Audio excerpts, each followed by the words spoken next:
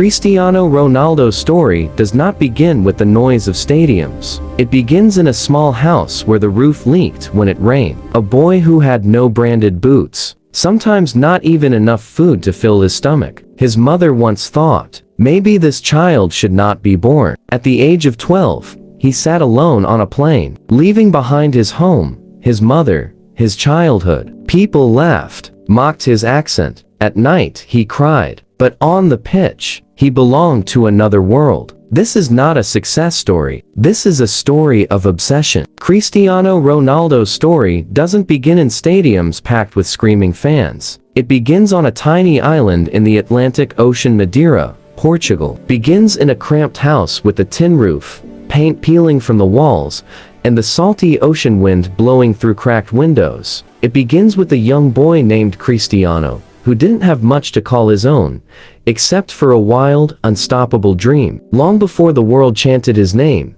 Cristiano was just another kid running barefoot through the narrow, steep streets of Funchal. His family didn't have money for new clothes, let alone football boots. When it rained, the roof leaked. When there wasn't enough food, his mother would find a way to make a pot of soup stretch for 4 children. His father, Jose Diniz Aveiro, worked as a gardener for the city and cleaned at a local football club. His mother, Maria Dolores, cleaned houses and cooked for neighbors just to earn a few more escudos. Cristiano's bed was squeezed into a tiny room he shared with his brother Hugo. He'd lie awake at night listening to the ocean winds, imagining what it would feel like to step into a massive stadium. People chanting his name, bright lights shining down, a ball at his feet. His dreams were bigger than his world, and sometimes that was the only thing that kept him going. His father, Diniz, loved football but was haunted by his own demons. Alcoholism slowly stole his strength and presence. Sometimes he'd disappear for days. Even then, he made sure little Cristiano had a ball to kick. For his father, football was an escape. He never got to live, but maybe his son would. At just 8 years old,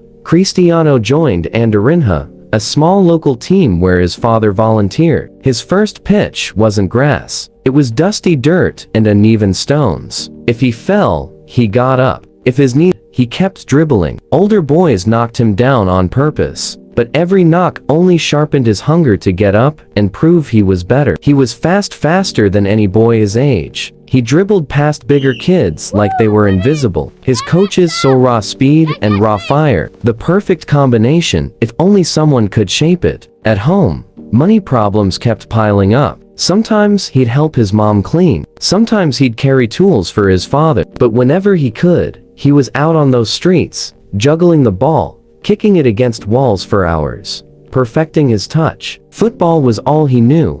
All he wanted. It was more than a game. It was his ticket out. His mother, Maria Dolores, once said she considered an abortion when she found out she was pregnant with him. She confessed this to him later in life, and instead of anger, Cristiano turned it into fuel. She tried to abort me, he once told a reporter, but God didn't want that to happen. That's why I'm here to prove I was meant to live. When he turned 12, the opportunity of a lifetime came knocking. Sporting CP, one of Portugal's biggest clubs, wanted him in their academy, but that meant leaving Madeira, leaving his family. The island's salty breeze, his mother's cooking, the only life he'd ever known. His mother packed his small suitcase. They hugged for what felt like hours. At the airport, Cristiano promised her he'd make her proud. He'd make them rich one day. She smiled through tears. He boarded the plane alone, a scared 12-year-old with a heart full of hope and fear. He didn't know it then, but this was the first real sacrifice in a life full of them. Lisbon was huge, loud, and cold, compared to Funchal's warm familiarity. The sporting academy. He was mocked for his Madeiran accent. Other boys called him a crybaby because he'd sobbed at night, longing for home. But when he stepped onto the pitch, the tears dried up. He was a beast on the ball. Quick, ruthless, untouchable. While other kids snuck out for mischief, Cristiano stayed on the training ground alone. He'd run sprints, lift makeshift weights, and practice free kicks until the groundskeeper turned off the floodlights. He hated losing so much that if his teammates slacked off in practice, he'd get angry and train alone.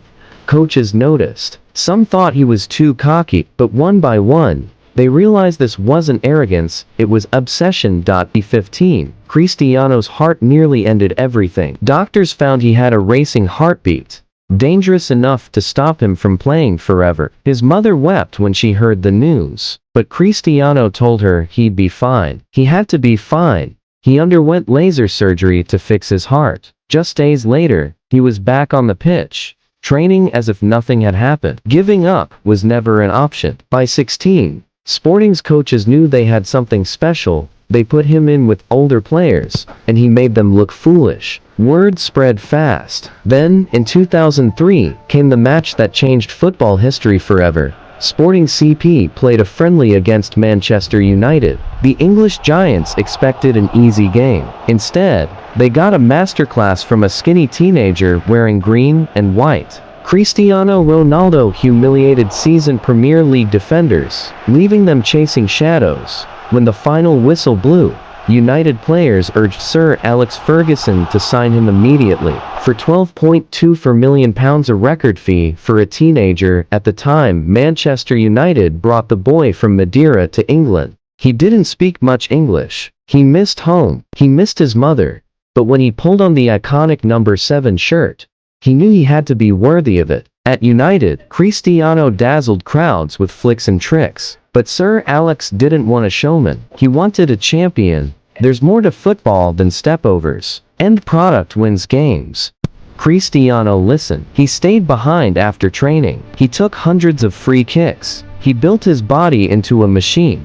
Teammates mocked his vanity until he became unstoppable. In 2008, he won his first Ballon d'Or single quotes or dot. In 2009, Real Madrid made him the most expensive footballer on earth. In Madrid, he became a goal-scoring phenomenon, 451 goals in 438 matches. Off the pitch, Cristiano built an empire, yet he never forgot where he came from. Even now, we say he's finished.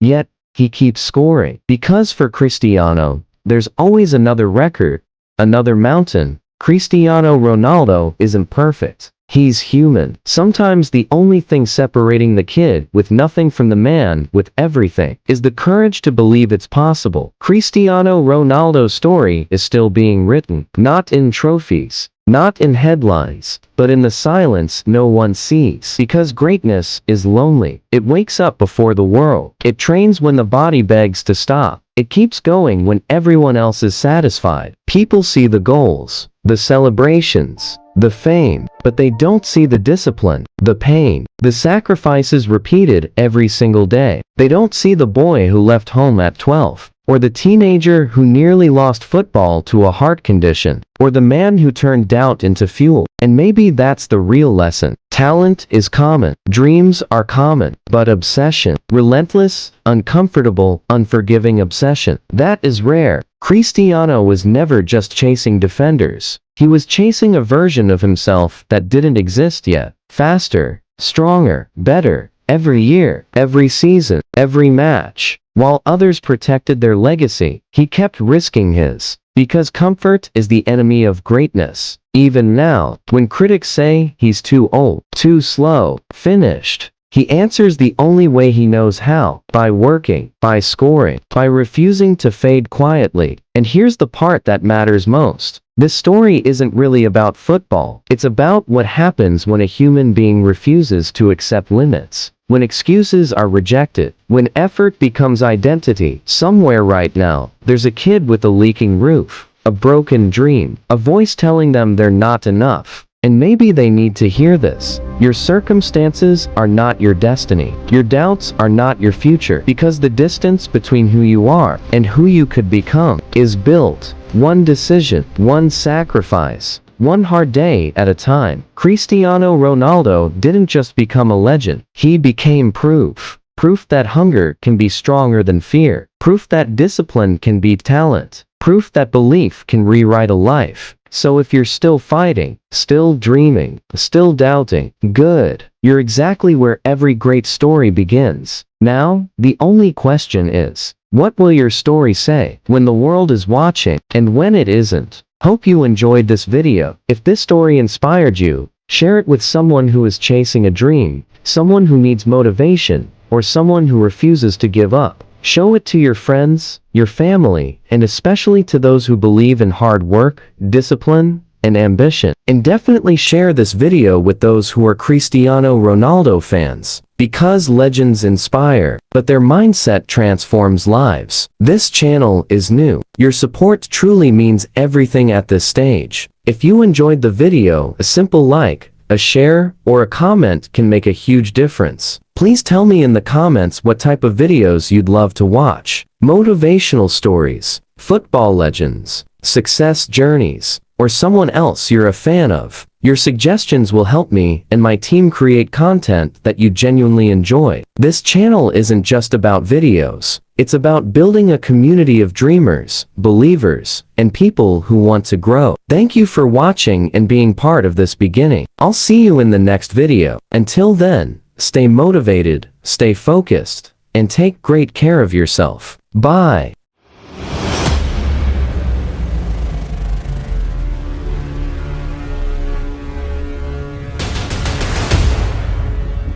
Good dribble, keep it up.